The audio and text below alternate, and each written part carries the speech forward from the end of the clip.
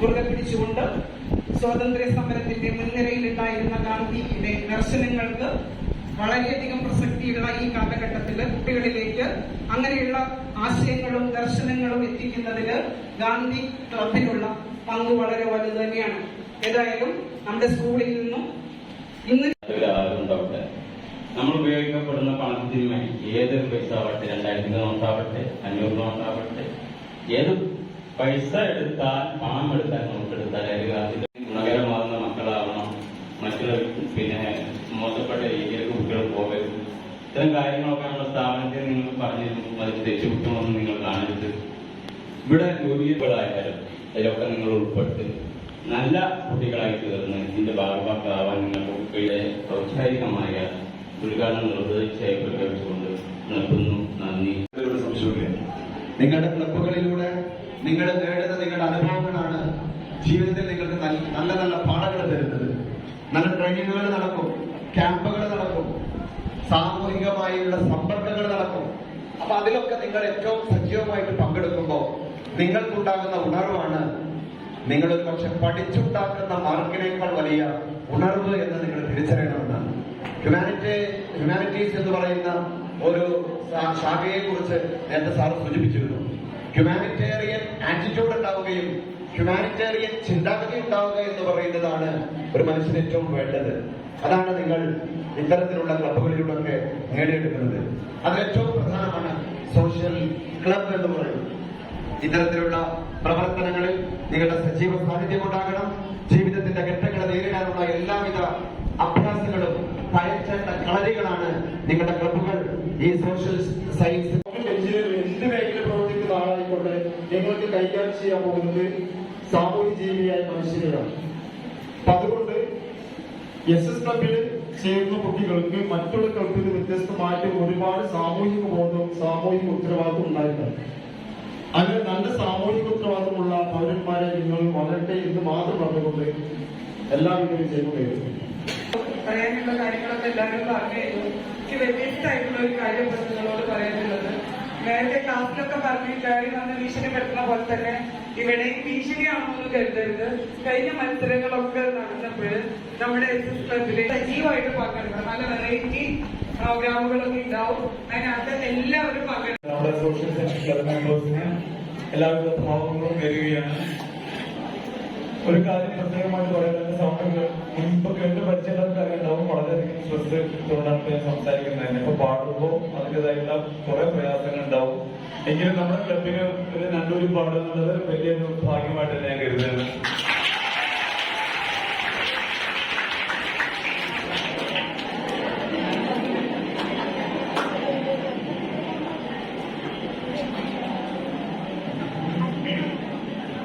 വെള്ളം കല്ലും ചില്ലും കൂടും ഉള്ളി ഉള്ളി കാലോ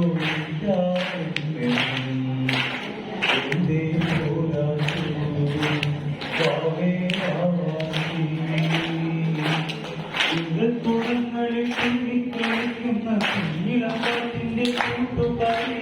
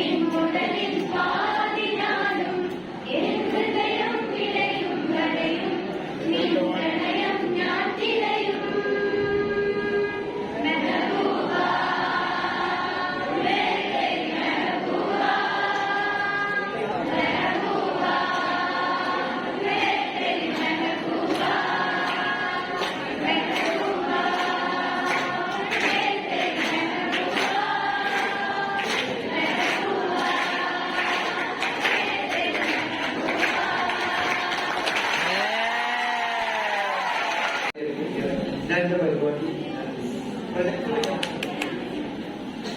കിട്ടാൻ വേണ്ടിയിട്ടും നമുക്ക് കുറച്ച് ലീഡേഴ്സിന് ആവശ്യമുണ്ട്. അപ്പോ ഇതെന്ത് ചെയ്യാം, ആരെയും നിർബന്ധിക്കേണ്ട കാര്യമില്ല. ചെയർമാൻ വേണം, ഒരു വൈസ് ചെയർമാൻ വേണം, അപ്പൊ ഈ 3 സ്ഥാനങ്ങളിലേക്കാണ് ആദ്യം നമ്മൾ നോമിനേഷൻ ചെയ്യുന്നത്. അതിന് താല്പര്യമുള്ള ആള് അത് പോയി വേണം വേണം. അപ്പൊ ആദ്യം ചെയർമാൻ പോസ്റ്റിലേക്ക് കൊടുക്കാം അല്ലെ. അപ്പൊ ക്ലബിന്റെ ഇപ്പോ ചെയർമാൻ സ്ഥാനത്തേക്ക് ഒരു 10ാം ക്ലാസ്സിൽ നിന്ന് അപ്പി ക്ലാസ്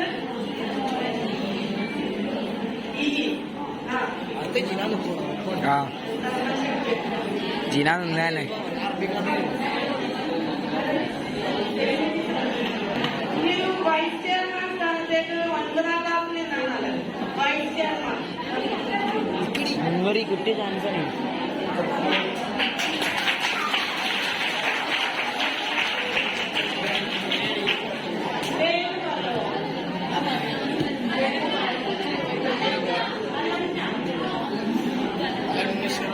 അത് വേണ്ടിയിട്ടാണ് പേര് പറയുന്നത്.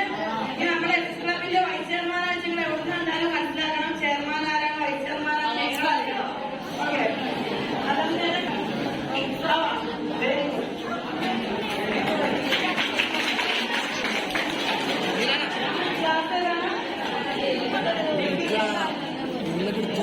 കുട്ടികളാ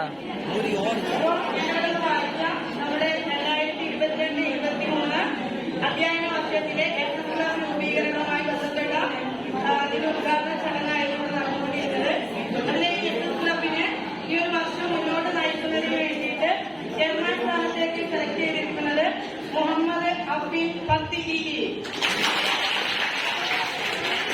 ഒന്ന് മുന്നോട്ട് വരാം കേട്ടോ. അഫീൻ